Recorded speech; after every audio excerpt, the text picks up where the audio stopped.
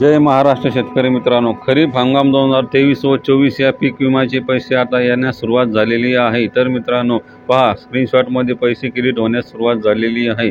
तर मित्रांनो, कोणत्या जिल्ह्यासाठी किती पीक विमा हा मंजूर झालेला आहे आपण आता सविस्तर बघूया। आता खाली या जिल्ह्यातील शेतकऱ्यांना खात्यात पीक विमा जमा होणार, कोणत्या जिल्ह्यात शेतकऱ्यांना पीक विमा मिळणार सविस्तर पहा।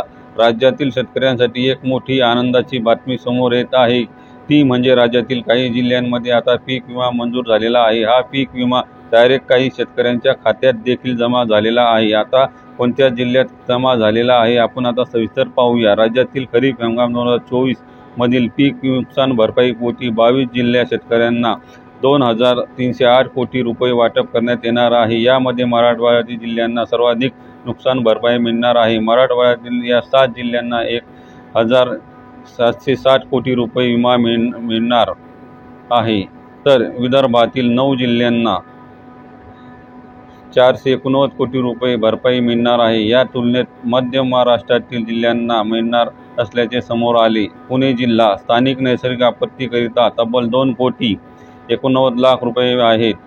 सोलापूर जिल्हा पीक कापणी प्रयोगकरिता 95 लाख रुपये देखील देण्यात येणार आहे। सांगली जिल्हा स्थानिक नैसर्गिक आपत्तीकरिता 2 कोटी 78 लाख रुपये एवढी रक्कम हे पीक विमा देण्यात येणार आहे। पीक कापणी प्रयोगासाठी 6 लाख रुपये तर एकूण भरपाई सुमारे 2 कोटी 85 लाख इतकी मिळणार आहे। कोल्हापूर जिल्हा स्थानिक नैसर्गिक आपत्तीकरिता 7 कोटी 59 लाख रुपये तर काढणी पश्चात भरपाई 1 कोटी 12 लाख रुपये इतकी, म्हणजेच एकूण भरपाई सुमारे 8 कोटी 71 लाख रुपये मिळणार आहे। सातारा जिल्हा पीक कापणी प्रयोगकरिता 4 कोटी 10 लाख रुपये, नाशिक जिल्हा पीक कापणी प्रयोगकरिता 3 लाख रुपये इतकी भरपाई मिळणार आहे। तर शेतकरी मित्रांनो, अशा पद्धतीने भरपाई मिळणार आहे।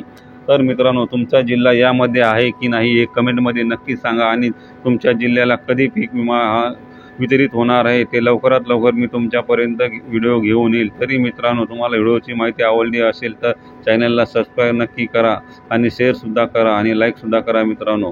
तर भेटूया पुढच्या व्हिडिओमध्ये, तोपर्यंत जय महाराष्ट्र मित्रांनो, धन्यवाद।